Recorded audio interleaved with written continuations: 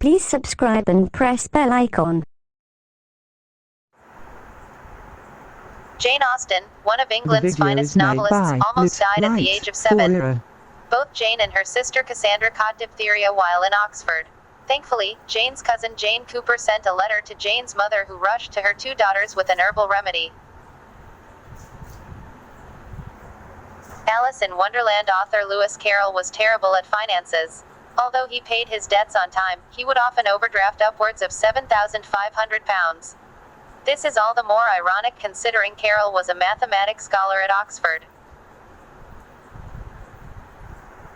Mary Shelley started writing Frankenstein, or The Modern Prometheus, when she was 18 years old. It was published only 2 years later. Victor Hugo's Les Miserables wasn't only popular with 19th-century Parisians. This massive novel was one of the most widely read books amongst American soldiers in the Civil War. Austrian psychoanalyst Sigmund Freud once attended a lecture given by American icon Mark Twain. The subject of Twain's talk, however, had nothing to do with the intricacies of the human psyche. Twain's central lecture topic was about a watermelon he stole as a child. Irish author James Joyce loved Norwegian dramatist Henrik Ibsen's plays so much that he learned basic Norwegian just to send Ibsen a fan letter. In addition to Norwegian, Joyce was fluent in French, Italian, Latin, and German.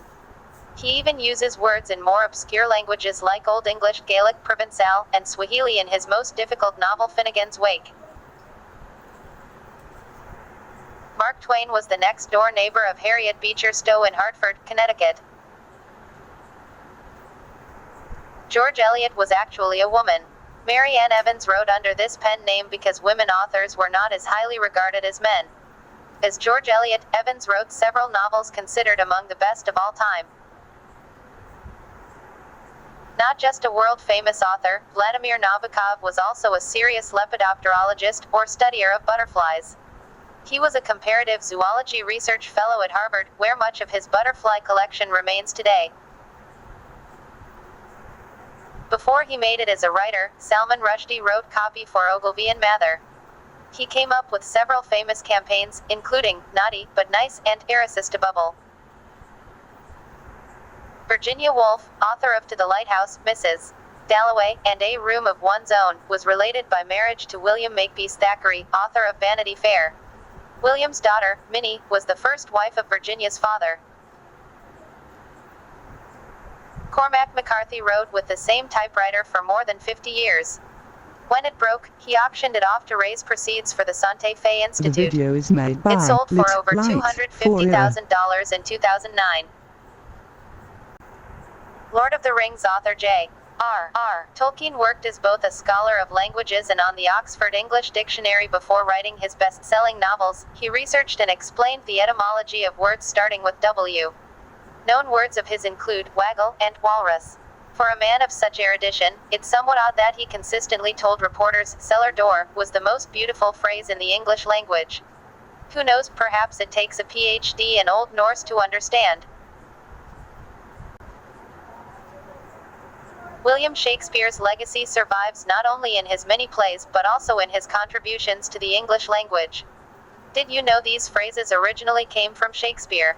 Dead as a doornail, fair play, all of a sudden, in a pickle, night owl, wear your heart on your sleeve, star-crossed lovers, off with his head, green-eyed monster. Sir Arthur Conan Doyle, the inventor of the Sherlock Holmes series, had a very public friendship with master illusionist Harry Houdini. However, once Houdini heard that Doyle believed in spiritualism and thought Houdini had real magical powers, the friendship swiftly ended. American author William Faulkner wrote the outline to one of his novels on the walls of his writing office in Oxford, Mississippi. Visitors to Faulkner's Roanoke can still see the author's handwritten notes for his Pulitzer Prize-winning novel A Fable on these walls. Nathaniel Hawthorne, author of The Scarlet Letter, helped start a transcendental commune near Boston in 1841. However, Hawthorne left this commune a few months later after he found it difficult to write with all the blisters he got from cutting straw and shoveling manure. His lesser-known novel The Blithedale Romance recounts this experience. Robinson Crusoe author Daniel Defoe tried his hand at many unsuccessful business ventures before he became a well-known pamphleteer and novelist. One of the weirdest things he ever tried to sell was perfume made from the secretions of cats' butts. Boris Pasternak, the Russian writer behind Dr. Zhivago, was the first author in history to refuse the Nobel Prize for Literature. A few months after Pasternak was awarded the prize in 1958, he formally refused the award, fearing that it would cause the Soviet government to arrest him or his family. It wasn't until 1989 that Pasternak's son collected the award in Sweden for his father. French novelist Stendhal has a clinically recognized disease named after him, Stendhal syndrome. Symptoms of this disease include fainting, shortness of breath, and heart palpitations while viewing exquisite art. Stendhal's name was chosen for this disease because he almost passed out after seeing Florence's Basilica of Santa Croce. Wuthering Heights author Emily Bronte certainly had a faithful pooch. Her dog, named Keeper, actually followed Bronte's coffin to her gravesite in 1848 and was said to whimper by Emily's room for weeks after her burial. Romantic poet Percy Bysshe Shelley was one of literature's first prominent vegans. He was persuaded to start this diet after he read the work of Dr. William Lamb and John Frank Newton, both of whom wrote the first tracts in the English language advocating a vegan lifestyle. Shelley also wrote pamphlets of his own advocating veganism. Romantic legend Lord Byron always traveled with his dozens of animals. Just a few of the pets that made it from Byron's English estate to Venice include 10 horses, 3 monkeys, 3 peacocks, 8 dogs, 5 cats, 1 crane, 1 falcon, 1 eagle, and 1 crow. John Milton, author of Paradise Lost, had a huge influence on America's founding fathers. His political pamphlet Areopagitica, which argued in favor of the freedom of the press, was a key influence on the U.S. Constitution's First Amendment. Before Argentinian author Jorge Luis Borges was celebrated for his fiction, he earned a living by writing advertisements for yogurt. Hey, we've all got to start somewhere, right? Victorian novelist Elizabeth Gaskell bought a home in Hampshire without telling her husband. Unfortunately, Gaskell had a severe heart attack and died in this house in November of 1865 while she was having tea with her daughters. Gaskell's husband was doubly shocked, first that his wife had died and second that she bought a secret house. When Victor Hugo was running behind on his deadline for The Hunchback of Notre Dame, he locked himself in his room with nothing but a shawl, paper, and a pen.